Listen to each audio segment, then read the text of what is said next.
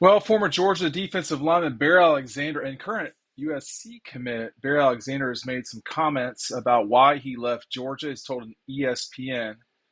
Some of these are awesome. I'm just going to tell you that right now. Not to brag on myself, but everybody wants the big bear. Everybody needs a big 300-pounder that can move with the twitch, the burst, and the explosion that I bring to the game. Everybody needed that. Everyone needed that as part of their defense. I feel as if there wasn't a significant amount of snaps at Georgia is one reason why he entered the portal. He said, I was more of a pass rush specialist in year one. So coming into the spring, I wanted to be in a position where I could show my versatility as a player. I felt like I wasn't able to do that at Georgia. I was a third down specialist, more of a first, second down player. I can play every down. Okay, so look, this is a young man who is going on the record with stuff. He's a big boy. He says everybody wants the big bear, which I think a lot of people do. I think the problem is that he couldn't get the snaps he couldn't earn enough snaps at Georgia, so he transferred somewhere else. It's that simple. I mean, it's not. I'm not hating it, to be honest with you. It's up to Bear to do what he wants to do. Guys are going to transfer. I think the problem that I see for Bear more than anything is Georgia in the last this 2 year period. Georgia's going to put three defensive linemen in the NFL's first round. And they're also going to probably put Nolan Smith in the first round. And he's a linebacker, but he's an edge guy. So that's a lot of development. And I don't know how many defensive linemen that SC has put into the NFL draft. I just know their defense was horrible last year, and that's probably the reason why Bear decided to move on over to SC. I think that SC really has. They have to do something on the defensive side of the ball. They're just not good defensively, and Bear will help them.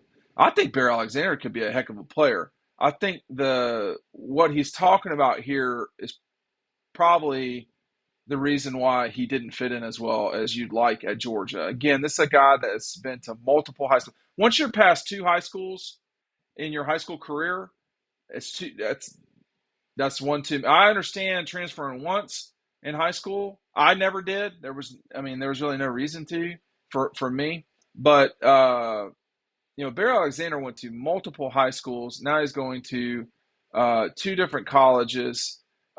The problem might be that he moves around too much. This guy has tremendous potential. He does have, tremendous potential.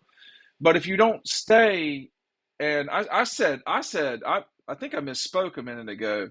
So you had Jordan Davis, Devontae Wyatt, uh, Jalen Carter. Those guys are going to be first round guys. Two of them already are. And then Nolan Smith as well, who's not the same position as Bear Alexander. But when you look at the board and you see Zion Logue, Stackhouse, Warren Brinson, Jamel Walthour started 13 games. I mean, Bear, bro, the reality is you couldn't beat those guys out. I mean, that's just what it was. Georgia's going to play the best player is going to play at Georgia. If that wasn't the case, then this wouldn't have happened. This person wouldn't have been on the field. They don't care, man. They don't care. They want to win, and they're going to put out there whoever the best player is. Do you know that? Oh my gosh, Dejon Edwards had nearly 800 yards a year ago. Do you know that almost nobody really recruited him coming out of high school? They don't care. Lad McConkey, they don't care, man.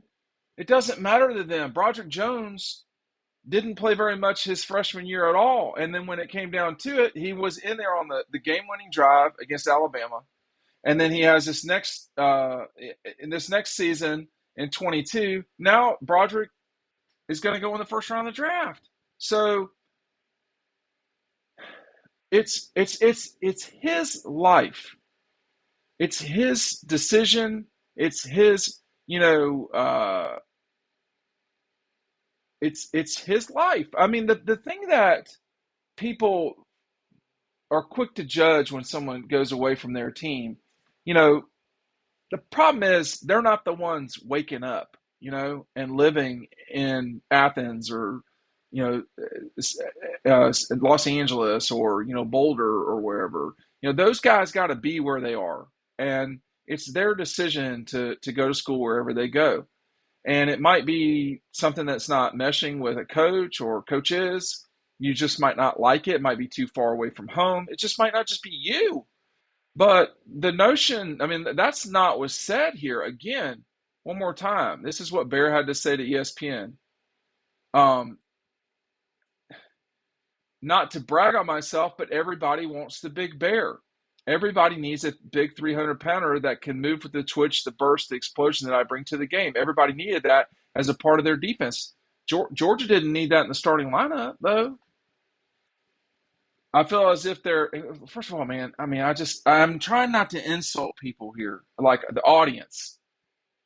There's so many unnecessary words in this, but I feel as if just say there were not significant snaps at Georgia, okay, and like just not I feel as if just or in my opinion, just some of this stuff, you know, you want to be in the you want to talk to the media, and now you don't have anybody, sheltering you from us. You're gonna some of this you just don't look good when you're saying some of this stuff.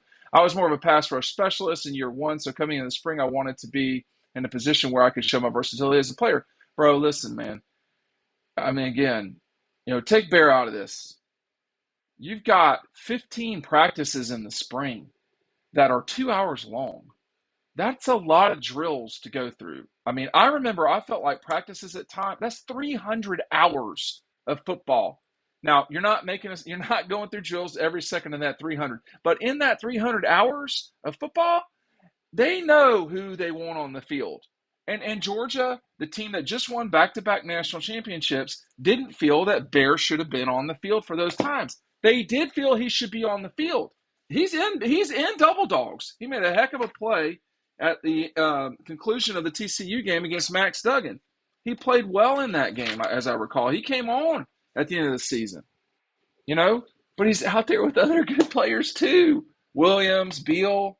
I mean, Robert. I don't know if Robert Beal's going to get drafted. I don't know, but Robert Beal was not going to get drafted 2 years ago, and he stayed at Georgia, and now it looks like he might. Anyway, I felt like I wasn't able to do that at Georgia. I was a third down specialist, and I'm more of a first, second down player. I can play every down. Well, you're going to play every down at SC. There's no doubt about that. And anybody that talks like a wrestler, which is awesome. Not to brag on myself, but everybody wants the big bear. And I don't know that Kirby and Trey were so eager to keep you around. It doesn't sound like. I mean, Kirby didn't say anything bad.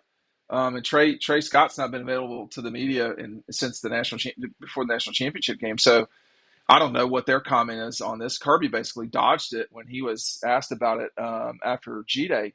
But um, I don't think that Bear has to justify why he's leaving by uh,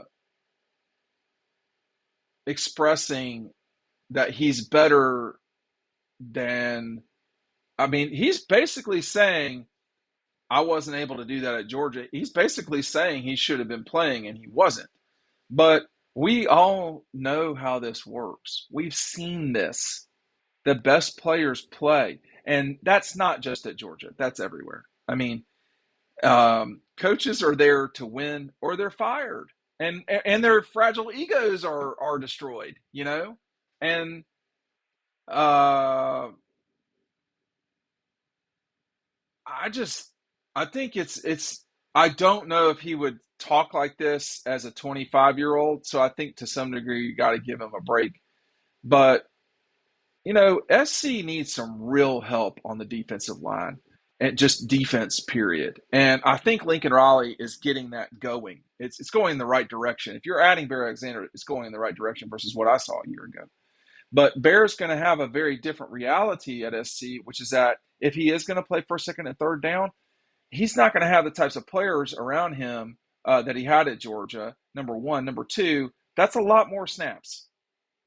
And if you couldn't prove that you should be moving up the depth chart in the 300 hours in the spring at Georgia, do we know for sure that in the 300 or so hours of SC's season coming up in the fall, that you'll prove that there. I don't know. I know that Trey Scott has put 3 defensive linemen in the first round of the NFL draft. Okay, that's what I know, and we're going to see that Thursday night. That's a lot of guys. I mean, there's only 32 picks, and 10% of them, excuse me, 7% of them. Oh my God, now I'm having a hard time. Excuse me, 5% of them, 5% of them. Math from the guy from DeKalb County. Uh, yeah, 5% of them, 5% of the players in the NFL draft over the last 2 years have been Trey Scott's position, and you're going away from that. Now, again, when I wrote about this, you wonder about critical thinking, and does a person has to use critical thinking to get through life, right? In theory, I would say that's not great critical thinking. Is going to the place, you're going away from the place that's putting people that you have the capability of being, by the way, into the first round. You're going away from that. That's not good, man. Like that's the wrong way to go, I would say. And I mean, I think Williams is probably going to be a first round guy. I don't know who else on this list. I do not think Brinson and Logue would be Stackhouse. I doubt it. But most people did not think that Devontae would be a first round guy either, and he was. And Jordan Davis, and very quickly here, wow, God, my God, I did get it wrong. How can I get that? Y'all got to correct me. Y'all have to correct. I need y'all to tell me things. I cannot believe I forgot Trayvon Walker. So 3 last year, and 4 will come in right now. Let me adjust my math a little bit. Y'all got to be a little more clear. That's 6%. Y'all got to be louder in the earphones. 6% of the NFL draft's first round have been Georgia defensive linemen. 6% of the whole first round of the NFL draft has been Georgia defensive linemen, and you're going away from that. There's probably not 6%. I mean, that's 4 guys in the first. I wonder, probably Alabama. I wonder who else has had 4 players in the first round of the NFL draft, just globally. Ohio State, probably, right? Probably Ohio State, Alabama. But like Georgia's defensive line in a 2-year period is beating people out, and you're moving away from that. Like, that's bad advice. Someone's telling you something wrong, or you're believing something wrong. And I know how Kirby and them are. They're telling y'all what's going on. They're telling you where you're at. And the hard fact is that when someone tells you something you don't like, it's not because they don't want to. They're telling you the truth. They're not lying to you. When someone tells you you've got cancer, they're not enjoying that. And this is not the same as that. It's just popped into my head. So, when you're being told something that you don't like, you have a couple of ways to handle it, and it's bear's life. And everybody wants the big bear. But does the big bear want to go in the first round? And can he do that at SC? Completely. But he's going away from the place that's been producing that like crazy lately. And that's just strange to me.